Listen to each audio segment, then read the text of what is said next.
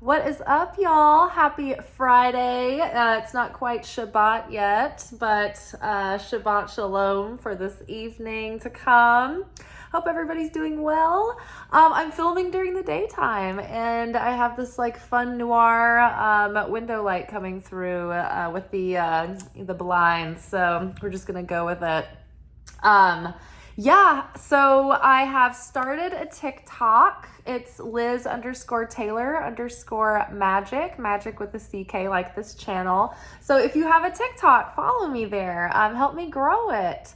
I'm excited. I think it's going to be fun. It's something I've been meaning to do for a while.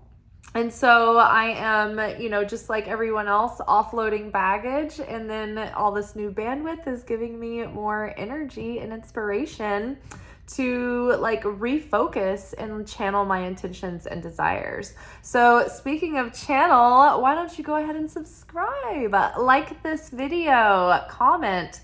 If you hate my content, you can always unsubscribe later, but I don't know, maybe you'll stick around. All right, let's get into it. So on the weekends, our messages are usually fairly reflective. We use the Oracle of the Radiant Sun, and I like to clarify those with the Dreaming Way Tarot. They work really well together. The artwork just really plays off of one another really well. So from the Oracle of the Radiant Sun, we got Acquisition, which is the Sun in Taurus, followed by Lust, which is Venus in Aries. Ooh. And finished with Bluff, which is Jupiter in Gemini. And you'll be kind of surprised to hear what this one's about. Underneath Acquisition, we got, and the clarification cards came out in pairs and clusters today, so it's a little bit different format. So under Acquisition, we got the High Priestess, and we got 10 of Pentacles. And they came out in this order, the way that they're depicted here. Like with her kind of sitting up here on this moon. Like she's looking straight ahead, like she knows what's up. And then they're all looking at her like, oh yeah, maybe she is onto something. So they're kind of facing one another. Underneath Lust, we have 10 of Cups and the Chariot. Interesting. I do notice that the color palette in the 10 of Cups really matches this Lust card here. And Bluff was clarified by 7 of Wands, followed by the Tower, followed and finished by 4 of Wands. Okay, so Acquisition. Overall, I feel like, so I will read the Oracle of Radiant Sun cards, but I think I'm just going to talk about the general message that I'm getting first. So there is something about, like this card, the Taurus sun sign, they're ruled by Venus. They love material security, and so they're usually pretty good and grounded at creating that material security for themselves. They love beauty and luxury and comfort and indulgence, and so a lot of times they're good at creating that. So there's something about something that brings you a lot of pleasure, that brings you a sense of security and beauty that you want to express or acquire or attain. And it's something that will yield long-term value. This can be just the shift in your consciousness recently to start aligning yourself with things that will provide you a rich, fulfilling life that is also secure and that is also returning to you what you're putting in and bringing back long-term value. The High Priestess is like the symbol of the intuition. It's like the higher self coming in and telling our gut, our instincts, our intuition, it's like the voice of the Holy Spirit moving upon you and impressing upon you, but it's something intuitive that's coming up. It's like, you know, deep down what you're looking at, like something about like your heart is and soul are leading you in this certain direction, and you can see the long-term value in it, and you can see how there's like long-term fulfillment there and long-term sustainability, and like something that leaves, like build something that leaves a legacy, or that like wealth that begets wealth, right? Like an investment that really pays off. And so I think that what's interesting is like this little scene that's happening here is like, you know, when the characters in the tarot are looking straight forward, like straight at you, it's like they're very direct. They're very in the present, and they're very like honed in on the truth, or like they're facing things head on. So it's like the higher self, the high priestess, the internal wisdom, the Holy Spirit within, is like it knows what it's looking at, and it knows the long-term value. And so this plan, this purpose, this path that you've been following for the longest time, it's like you're like, maybe other people don't see it, but you do. And maybe it hasn't yielded like physical results quite yet, but you know it will. And maybe it's starting to, because these people, these guys here, it's like it looks like they're all males, right? And they're of different ages. And it's interesting because this is like the internal, the divine feminine, our instincts, our ability to trust the guidance, the divine guidance we're getting, even though it might seem absurd. So it's like, here's this woman up here, you know, in almost like religious high priestess like attire, but like super cute. She's sitting on the moon like Florence and the Machine and like Annie Lennox did. And she's kind of like looking almost down at these men, and they're looking at her, up at her, going like, you know, maybe she's onto something. Like I can see where she's coming from. And so the interesting thing about the moon is that like the sun is the reflection of the light, the direct continuous sharing of the light, the divine masculine. The moon is the divine feminine, the receiving of the light. And we can only reflect that direct light, right? It's like we can reflect on the light of the creator.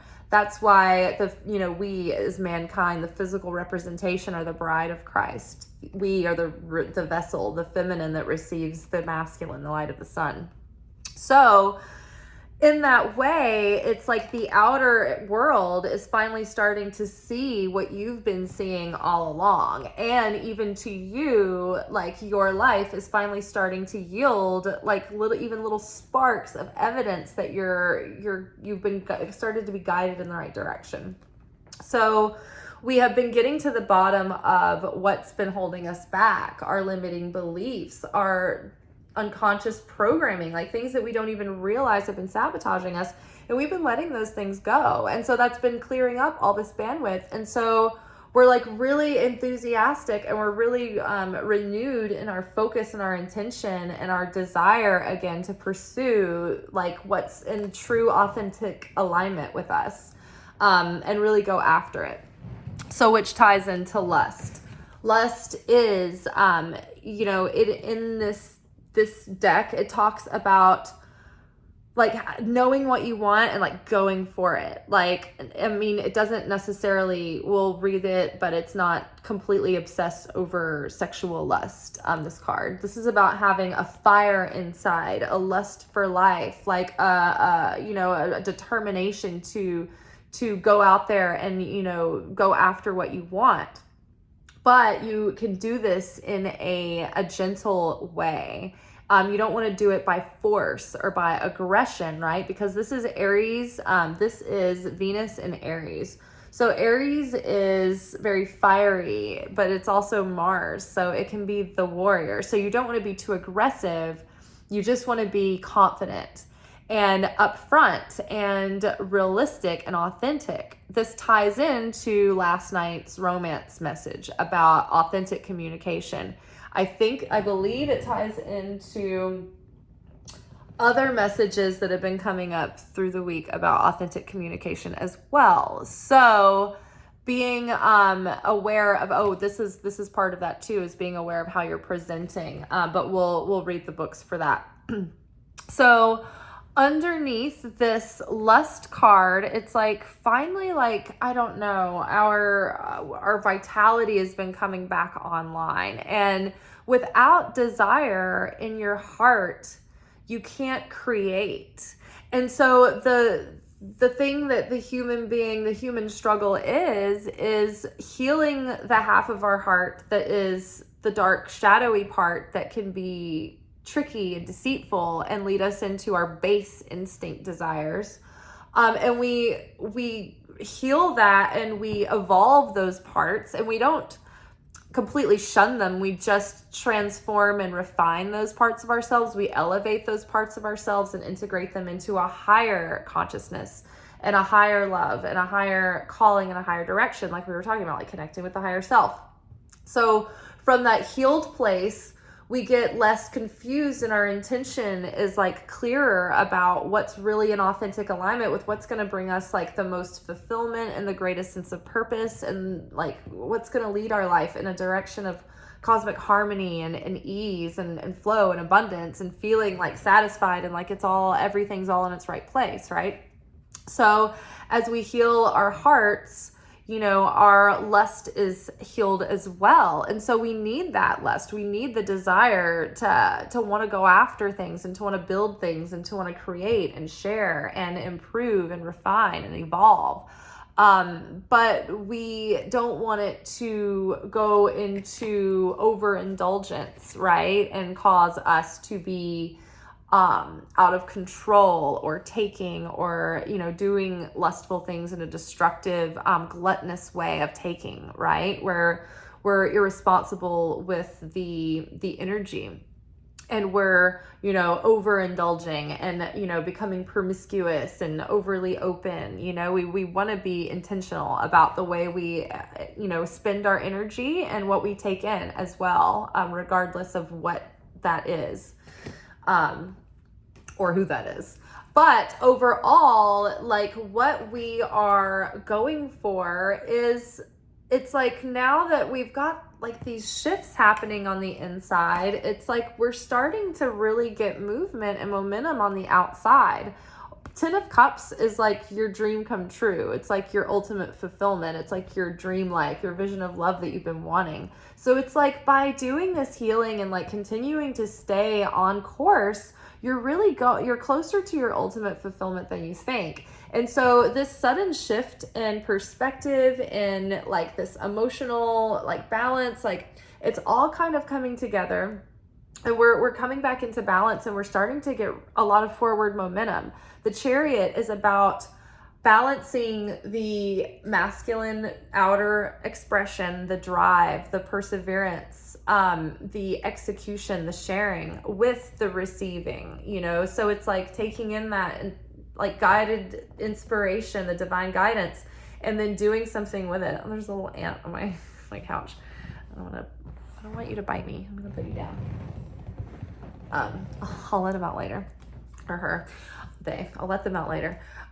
So yeah, the more that we integrate those energies of receiving divine guidance and then taking action on it, and knowing when to act and when to be passive, when to do something or when to give and share and when to receive, how to keep equal reciprocity, right? It's all healing. It's all coming into balance. This creates forward momentum and forward progress. The Chariot card can also talk about being publicly recognized for being good at what we're doing. And so, love and money and career and purpose, like those are all kind of intertwined and interconnected. So this can apply to the dreams that you're wanting to come true, but also in the realm of relationship as well. You could be meeting, someone who, like after healing, it's like maybe, you meet someone who has like a shared vision, right? To go forward into the future, and like, you move forward towards that. this could be like finally like resolving what you need to that's been blocking you in money and being effective in your career attempts, or your like learning how to integrate your purpose into things, or learning the purpose of the lessons that you've been getting, right? But overall, we've been healing our self-worth and our sense of deservingness, and so that allows us to receive more. We've also been learning to, put our trust in source to be our source for all things, right? We're connecting to the light for the fulfillment, not the outer vessels. So as we learn to do that, as we're doing all this correction, it's like we're coming into more full alignment with ourselves. We're seeing more clearly, what will be fulfilling and how to get there. And it's like all this extra energy, it's moving things forward. And so by default, the outer world is starting to catch up and reflect that inner harmony, that inner ease, that inner flow. And so abundance is going to start coming in the form of, like opportunity, whether it be in people who want to collaborate, or to expand your efforts in your business, at your job. But it comes with changing on the inside, right? You can't just put more effort into your physical manual labors, or what you're doing, or your tasks, or even just fine-tuning your execution or your routines. This is about realizing that what's really important is changing, reflecting, and saying, okay, I'm angry at work. And when I'm angry, it creates dissension, and that causes disharmony, and that's not unifying. And that affects the energy, and that starts shutting me down as a vessel, as like, and then I'm, like putting out toxic energy around me, and it's shutting me off from the light, right? In order to have the blessing of the light that comes in the form of all the things that you want, whether it be getting the right thing you ordered at a restaurant, or making more money, or having fulfillment in the relationships that you have, or attracting fulfilling relationships. It's all about like being in affinity with the light, being connected to the light. And so that's the awe, the fear of God, the fear that we have. The only fear that we should have is being separated from the light, because that's when the chaos starts and the blessings cut off. That's when we get out of that harmonious flow. So maintaining affinity with the light, sharing, that's not saying not to have boundaries. That's not giving away everything, right? That's having a consciousness of builder consciousness, of not taker consciousness, right? So the more that we build affinity with the light, the more we resonate with blessings and opportunity and the love that we want, that is harmonious, right? And that can be changes within the relationship you're already in. It can be spontaneous up level, right? It can happen in an instant, right? And so that's what's we're getting into that here. Building affinity with the light. You can actually fake it until you make it. And basically that's the meaning of this card. It's like, imagine what the higher self looks like and emulate that. Fake it until you make it. Gemini is all about, having these two sides, right? Or these ways that Gemini presents.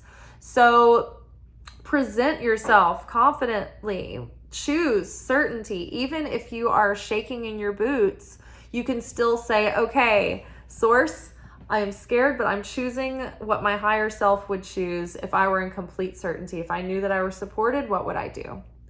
You can fake it until you make it. When you go out into the world, present the energy that you want to be perceived for. Set that energetic thermostat, that emotional thermostat, that mental mindset before you go anywhere, and make it non-negotiable. That is your practice now. It's not about lying to yourself. It's about knowing that, like, if things are pissing you off around you, it's like, feel that and witness it and go back and dig that up and go deeper. Maybe later when you are in a controlled environment where you can go back and workshop that at the end of the day. In the moment though, pause and say, okay, how would the light handle this? How would my higher self handle this? If I'm coming at the situation from what I can give and not from what I can get, how do I handle that? It's like the quote JFK said, ask not what your country can do for you, but what you can do for your country. It's like ask not what your creator can give to you all the time, but what you can give to your creator. How are you giving to this world, right? How are you being a steward of the garden? So confidently fake it until you make it. Choose faith, choose certainty, choose the behavior and the mindset and beliefs of your higher self, right? Rather than that base self, rather than that ego self that's like, oh, fearful and struggling to control and scurrying, to force things because you're fearful that you're not going to get what you want, or that you're going to lose what you want, or, it's always going to be the way it was, or whatever the story is. So underneath the fake it till you make it card, underneath bluff, we've got 7 of Wands, overcoming your old patterns, your old self-defeating tendencies, your old fears, standing up for yourself, being confident, being self-assured, dragon slayer mode right here, setting boundaries. So think about, okay, connect with your higher self. What would your higher self do? How would your higher self interact with others? How would your higher self meet the dating game? How would your higher self go into the meeting and pitch their idea? How would your higher self share your ideas and market your product that you need to share that's going to answer someone's problem, or something that someone needs, right? It's going to fill a need. How do you do that confidently, right? How do you overcome the parts of yourself that were small, that shrunk down, that didn't know how to show up in a high value way, right?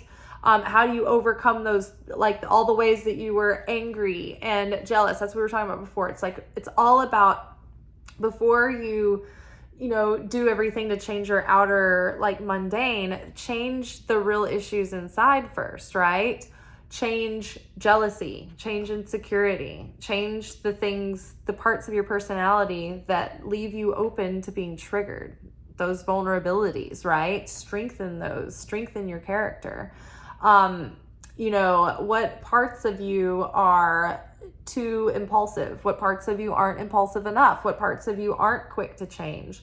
And it's all about being quick to change, right? Because right now the thing is that with the Tower card here, with the 7 of Wands, overcoming patterns, Tower card, don't resist sudden change that can bring on major epiphany, right? It's like seeing how the lower self has been holding you back, and seeing that shadow side, how it's been acting out, and then healing and reintegrating that, and then changing it immediately. Like, don't say like, well, I'll be working on this, and then give yourself months and years to change. It's like, no, take it into action now. Be like, okay, I'm changing this pattern cold turkey. Like people quit smoking cold turkey. Catch your temper cold turkey. Okay, my rage is working against me. It's keeping me trapped in money and love and everything. It's destroying everything. My jealousy is destroying everything. My self-sabotaging habits, my lust is destroying everything. My gluttony is destroying everything. My weakness, my impulse shopping is destroying my finances. Whatever it may be for you, realizing that, oh my God, you're gonna kind of become so aware of it suddenly, and then you're gonna be like, you know what? I don't even have a taste for this anymore. I'm going to pretend like this is not even. You know what? When I used to smoke cigarettes, very European, like mostly when I would drink, or if I were sitting on the back porch, or if I were having coffee, or if I were having long talks with friends. But like, I wouldn't be the person that would be like, oh, I need to go out and have a cigarette break, or I need to have a cigarette smoke or whatever. I wouldn't take breaks or anything like that. It's like if I had a pack around, it was just like, ooh, an oral fixation. Still bad for you, but I did it. And so I realized at some point, like, okay, I need to stop this. I need to be proactive. I need to quit. This is going to have a negative effect on me. And so I would pray that I would lose the taste for cigarettes, that I wouldn't even like them anymore. And sure enough, I like immediately almost, it would be like, oh, gross. Like I can't even do it. I can't do the taste. I can't do the smell anymore. And so it's like that. It's like once you really see, take it on like you've lost your taste for that behavior, like because you can see that it doesn't bring you any good. So it's like you're like, oh, don't even want to do that anymore. Immediately, I see that behavior. I'm cutting through that. I'm cutting through my own crap, right? All of these things, these messages recently, the last couple of days that have been showing us, telling us to be authentic, to be clear, to be realistic, to be honest with ourselves and others. It's like, cut through the bullshit. You can see through someone else's crap. Now it's time to see through yours too. It's time to look through everyone's bullshit. Cut through all the crap and do it quickly. Don't resist change. Lean into sudden change, because when like the strongest, most powerful energy to make that change, to transform that energy, is in that moment. The miracle is available in the present moment. So do it then, do it instantly. That's when the most power is for the transformation.